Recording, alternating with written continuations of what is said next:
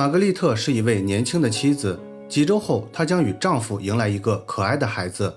可是就在所有人满心期待的时候，意外却突然发生了。在一个平常的早上，她被发现在家中想不开，选择了自我了断。警方在介入后，由于事实清楚，证据充分，他们很快结束了调查。随后玛格丽特被安葬，长眠在了地下。20多年过去了，这座城市发生了一系列怪事，但是都没有引起人们的关注。直到一个人的出现，才让警方重新意识到当年办案时可能存在的问题。为了寻求真相，他们唯一的办法就是把它挖出来重新检查。伴随着一阵阵机器的轰鸣声，玛格丽特和她被埋葬的秘密被挖了出来。结果他们有了一个惊人的发现。那么究竟发生了什么？接下来让我们走进这起案件。大家好，我是大熊。今天分享的案例发生在美国俄亥俄州阿克伦市，它位于俄亥俄州东北部，距离伊利湖以南63公里，是萨米特县的县府所在地。主人公玛格丽特出生于1960年11月15日，案发时24岁。玛格丽特被描述为是个向往精神自由、内心世界丰富的女性。年轻时候的她非常喜欢写作，并梦想着以后能成为一名作家。据她的家人回忆，在她的作品中讲述的通常都是悲伤的故事，里面经常有一些离别甚至离世的桥段。这种写作风格可能与她最早的一段恋情有关。18岁那年，玛格丽特经历了一段刻骨铭心的爱情，但是这段感情并没有任何结果，这对她造成了很大的打击。当时她甚至有了一些不好的想法，想要结束自己的生命。不过好在通过家人和朋友们的劝导，她最终走出了这段困境。成年后，玛格丽特非常希望能在文学创作方面发展，但是这份事业一开始并不能有很好的收益，所以为了养活自己，她又找到了一份保险理赔员的工作。业余时间，她仍然会进行文字创作。21岁那年，玛格丽特结婚了，她的丈夫是高中同学斯科特。这段感情一开始就遭到了家里人的反对，她的父母对这个身材瘦小、留着小胡子的男人并不看好。原因是年轻时候的斯科特曾经有过犯罪前科，他因为偷盗被警方处理过。不过在遇到玛格丽特后，他似乎改掉了自己的坏习惯，成为了一名忠诚体贴的丈夫。看到女婿的变化后，玛格丽特的家人也渐渐接受了他，他们对两人的新婚生活提供了很大的帮助。结婚3年后，玛格丽特怀孕了，她怀上了一个男孩。这个消息对他们来说是一件非常值得庆祝的事情。当时他们对未来充满了希望，可是就在他即将临盆的前几周，意外却突然发生了。1985年3月18日早上9点左右，当地警局办公室接到了一个报警电话，打电话的是斯科特，他报告称妻子在家发生了意外，需要寻求急救服务。接到报警后，警方和医护人员立即赶往了事发现场。在到达后，他们看到了倒在地上的玛格丽特。当时他的脖子下面有一节被割断的尼龙绳，心脏已经停止了跳动。由于情况紧急，医护人员立即对他实施了抢救。经过一段时间的心肺复苏后，他们终于摸到了他的脉搏，于是他被紧急送到了医院进行治疗。与此同时，现场的警方对她的丈夫斯科特进行了问话。根据斯科特的描述，玛格丽特已经怀孕9个多月了。今天他们原本计划要去做健康检查。在出发前，他先去浴室洗了个澡，在洗澡的时候，他就察觉到了有些不对劲的地方。当时玛格丽特好像有什么心事，他在走廊里来来回回走了好几趟。出于好奇，他问玛格丽特在做些什么，但是没有得到他的任何答复。过了大概5分钟后，他走出了浴室，结果发现2楼的楼梯扶手上绑着一股绳子，玛格丽特被吊在了下面。当时他非常着急，于是马上用刀割断了绳子，这样才把她救了下来。之后他对玛格丽特进行了人工呼吸，但是经过一段时间的操作后没有起到任何作用，于是他便拨打了报警电话。斯科特继续说道，玛格丽特从前1个月开始就像变了一个人似的，经常发脾气，她的情绪很低落，总抱怨说身体不舒服。他认为妻子可能患上了产前抑郁症，所以才有了自行了断的想法。就在警方与斯科特交谈时，他们接到了医院方面传来的消息，由于抢救无效，年轻的玛格丽特和她未出生的孩子离开了人世。现在案情变得复杂了起来，警方首要任务是要确定玛格丽特究竟是死于自杀还是他杀。按照斯科特的说法，玛格丽特是由于抑郁症选择了自我了断，但是这种说法警方认为可能性不大。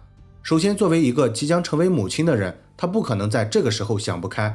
假设她真有这种想法，他们也认为她不会在家中，而且还是在丈夫在家的情况下完成这一行为。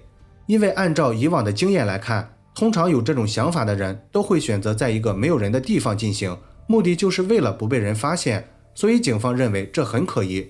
他们猜测玛格丽特死于他杀的可能性比较大。在得出结论后，警方开始对案发现场进行了勘查。他们巡视了房间内的各个角落，试图找到证据，但是在经过检查后，警方没有获得任何有用的线索。他们家的门窗都是完好的，没有发现有人强行闯入的迹象，这也就排除了有其他人作案的可能。随后，警方又对房间内的个人物品进行了检查。他们在一个抽屉里发现了一封没有寄出去的信，这是一封报喜信，是玛格丽特写给家人的。写信的时间是案发的前一天，上面表达了她即将成为母亲的喜悦以及对未来生活的期待。从这封信的内容来看，玛格丽特似乎过得很幸福，她没有任何理由会在这个时候选择自我了断。警方认为这些旁证都与斯科特的说法相左，为了求证信息的真实性，他们只能把希望寄托在尸检上。案发的一天后，警方从法医那里得到了尸检报告。报告上面写道，玛格丽特的脖子上有一圈很深的勒痕，胸部下面也有一处不明原因的痕迹。法医认为她脖子上的勒痕来自现场发现的那根尼龙绳，胸部的痕迹可能是内衣拉扯后造成的。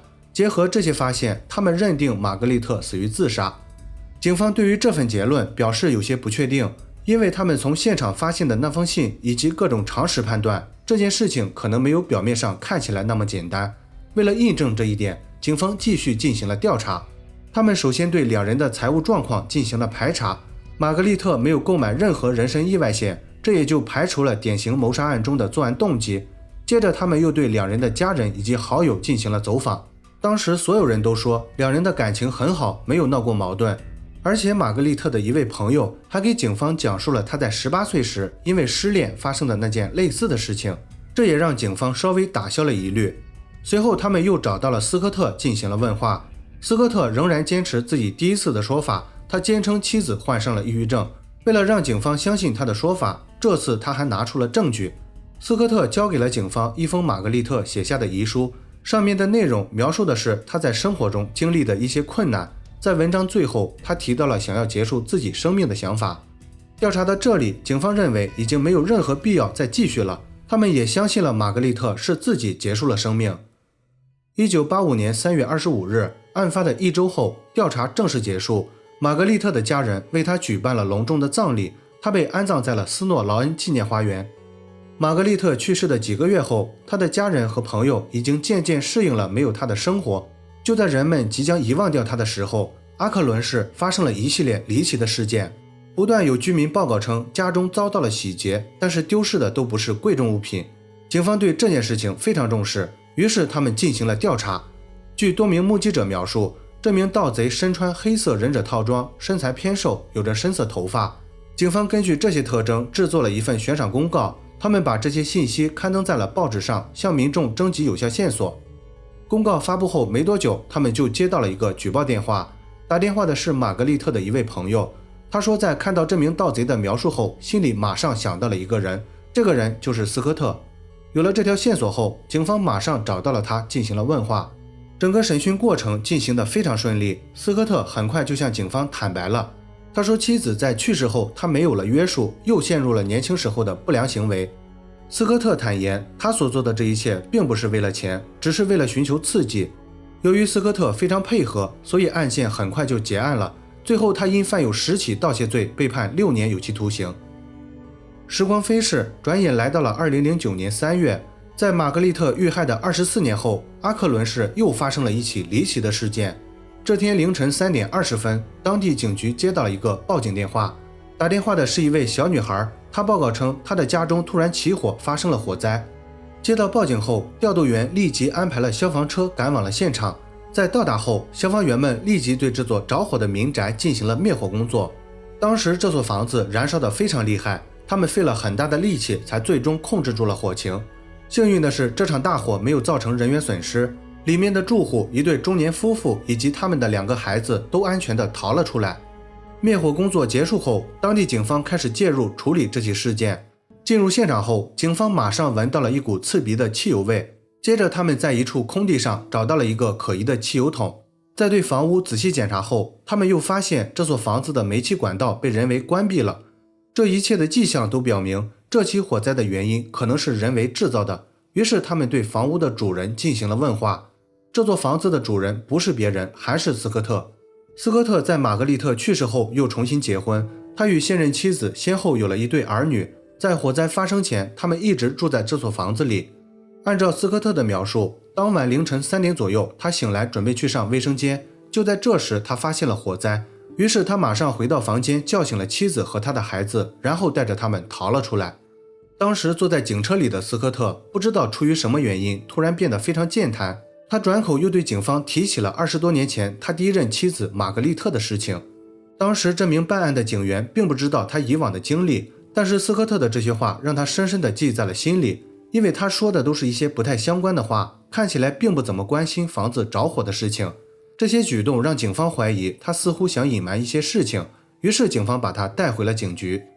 在审讯室里，警方要求斯科特详细讲述火灾发生之前的所有经过。按照斯科特的说法，他和妻子是开放式婚姻，两人都各自有自己的伴侣。火灾发生那晚，他的妻子和男友出去约会了，大概凌晨2点左右，他的妻子回到了家中，然后他就和妻子上床睡觉了。至于怎么发生的火灾，具体他也不太清楚。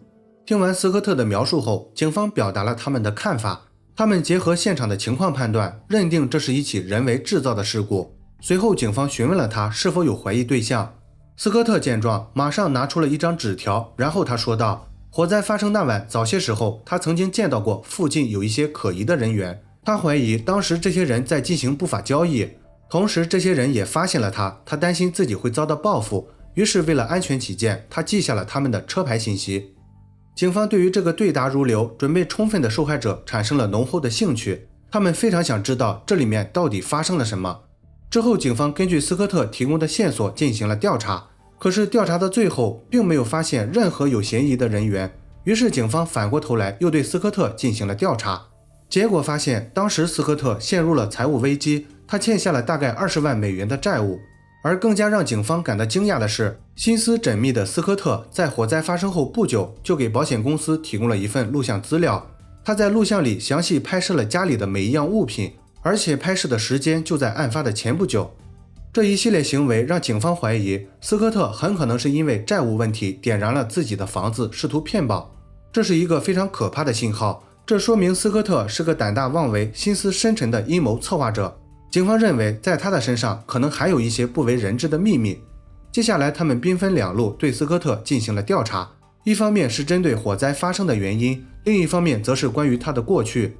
通过调查斯科特的背景资料，警方详细了解了发生在1985年他的前妻玛格丽特案的整个事发经过。经验丰富的警探一眼就发现了这里面存在的问题。首先还是前面提到过的玛格丽特去世的时间，他们一致认为一位即将临盆的母亲绝对不可能会在这个时候选择结束自己的生命。其次就是那份尸检报告，他们通过对比当时的现场照片后发现，当年法医的结论存在很多不严谨的地方。当时的尸检报告上明确写道，玛格丽特脖子上的勒痕来自现场的那根尼龙绳，而胸部的勒痕判断是内衣拉扯后造成的。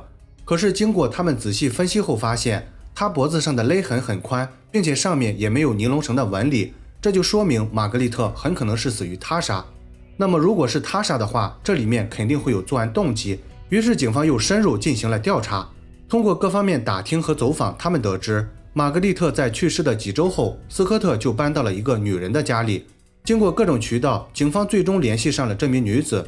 当她知道警方的来意后，这名女子向警方说出了一些不为人知的秘密。她声称斯科特是一个非常疯狂的人，他们的关系仅仅维持了几个月就分手了。接着他又向警方说道，斯科特曾经向他说起过他杀害了玛格丽特的事情。听到这些话后，警方非常兴奋，这说明他们的调查方向是对的。但是仅凭一面之词，警方是无法逮捕斯科特的，他们需要尽快找到确凿的证据。就在警方准备进行下一步调查时，阿克伦市又发生了一起离奇的火灾。这起火灾的发生地点距离斯科特的家很近。经过调查后，他们发现这2起火灾的起火原因非常相似，现场都有汽油味，并且房屋的煤气管道也都被人为关闭了。根据这些迹象，警方推测很可能是斯科特为了转移他们的视线，又故意制造了这一起火灾，目的就是为了摆脱掉自己的嫌疑。随后警方获得了搜查令，突袭了斯科特的住所。当警方来到他的住所后，斯科特看起来有些不知所措。得知警方的来意后，他对警方说道，火灾发生时他一直在家，没有出过门。不过警方对他的话并不感兴趣，门口一双沾满泥巴的黑色皮靴和一个红色汽油桶引起了他们的注意，这是一个强有力的证据。这2样物证无情揭露了斯科特的谎言，于是他很快就被警方逮捕了。2011年8月，斯科特再次被关进了监狱，他被指控犯有2项纵火罪。到这里，案件仍然没有结束，因为玛格丽特的案子还是没有结果，警方下定决心要为他讨回公道。接下来，警方又进行了新一轮的调查。当时他们的所有材料都是调取的当年的卷宗，然而这些二手资料里有很多信息都是不准确的，所以为了获得更多的答案，他们决定再次对玛格丽特进行检查。随后警方联系上了玛格丽特的母亲，把这件事情的来龙去脉仔仔细细地讲述了一遍。他的母亲在听到后，对警方认真负责的态度非常感动，于是他答应了警方的请求，同意把他的女儿挖出来重新检查。2011年9月21日，玛格丽特长眠了26年后，在一阵阵机器的轰鸣声中被挖了出来。紧接着他被拉走进行了第2次尸检。在准备开棺的那一刻，警方和法医都屏住了呼吸，因为当时他们也不确定经过了20多年后，玛格丽特是否还具备尸检条件。不过在打开棺椁的那一瞬间，他们悬在心里的大石头终于落下了。尽管这么多年过去了，他的尸体仍然保存得非常完整，上面的痕迹依然清晰可见。法医首先对他的脖子进行了仔细的检查，经检查后发现他脖子后面的勒痕是笔直的，而不是被吊起来后会呈现的那种倒 V 型，这也就证明了他不是死于自缢。更加引起他们注意的是，脖子上的这条勒痕很宽，大概有2厘米左右，从上面的纹理来看，更像是被皮带勒住后产生的痕迹。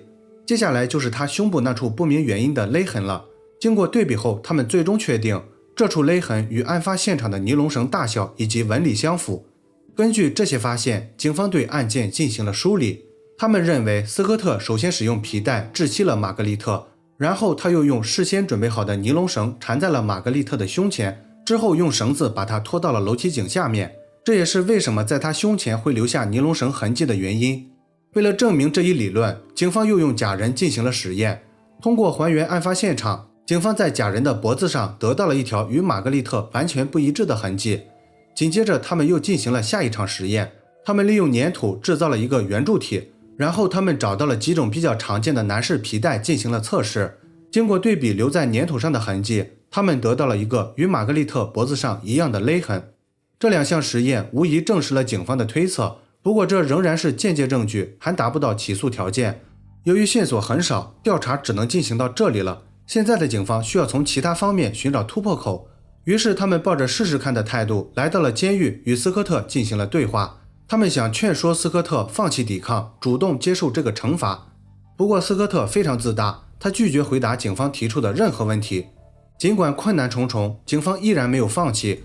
随后他们收集了当时能掌握到的所有材料，通过游说的方式，最终说服了大陪审团对斯科特提起了诉讼。2015年11月，玛格丽特遇害的30年后，案件终于进入了审判流程。在法庭上，检方拿出了最新的尸检报告，以及在还原案发现场时拍摄的画面作为证据。另外，那份之前被认定为是遗书的信件也被呈现了出来。玛格丽特的家人作证，这其实是他写的散文作品，并不是他的遗书。这份证据也起到了至关重要的作用。最终陪审团在仔细查阅了这些材料后，做出了有罪的裁决。斯科特1级谋杀罪和2项纵火罪罪名成立，他被判处终身监禁，外加28年的刑期。这个判决意味着斯科特永远不会被释放，他会在监狱里度过他的余生。好了，本期案件分享到这里也就结束了。如果你喜欢我的节目，请帮我点赞加关注，非常感谢大家的支持。我是大熊，下期见。